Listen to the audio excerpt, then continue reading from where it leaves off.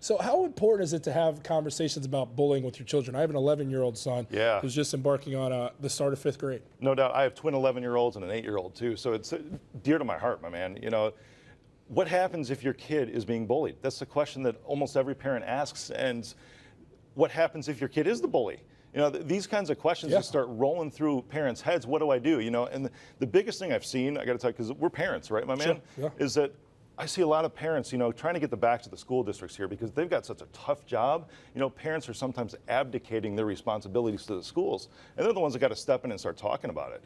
You know, so what happens if your kid's friend is being bullied, or what happens if your kid's friend is the bully? Yeah, let's get into those situations. So that's the first situation here. What do you do if your kid is being bullied? Exactly. So if your kid is being bullied, you got to notify the authorities. You got to tell the school district right away. CPS, I know, has some great bullying hotlines in place, and I was even talking with some folks in the green room that the Aurora School District is pretty amazing at this too, just zero tolerance. So we've got to encourage and support our school district in these things. You know, so attend your kids' activities. That's what I'm going to say. Because an involved parent is an informed parent. Exactly. Be the soccer mom. I love that, Rick. Okay, so let's say, unfortunately, your kid is actually the bully. What do you do in that situation? In that situation, I've seen this a lot to where it comes out. I was even asking the awesome senior in high school back there, the 18-year-old gentleman, what he sees. And he's like, you know, I see insecurity a lot. And that's what I see too in kids, you know, a lot of self-confidence issues, but that starts at home with parents. You got to display affection. You know, work is tough. Everyone's trying to get through their life and day,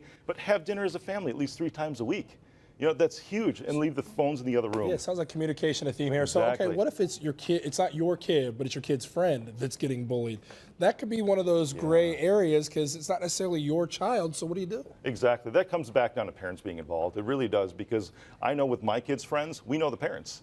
You know, we start to interact with them. Which is important. I always think it's odd when when the child has such a good friend, and they don't know who the parents are, because you need to know about those kind of things. Yeah, it's heartbreaking with those kinds of things. And parents, you can branch out and make new friends out of this too. Yeah, you know? It's not the worst thing in the world. Right on, especially social media. I mean, 80% of students nowadays get bullied on social media. You know, that's 4 out of every 5 kids. So you've got to get online too. You know, a lot of parents want to keep their kids off. I say get them on early.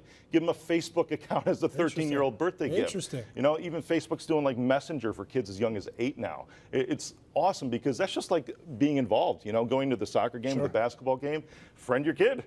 Okay, another situation here. Your kid's friend is bullying someone else. Yeah, we've got to encourage our kids to talk about it and step up and build leaders in our kids today. I mean, my book is really to help leaders reflect, but that starts at such a young age. You've got to start building up this confidence. My son, who's in 6th grade, the 11-year-old, he is the student ambassador this year.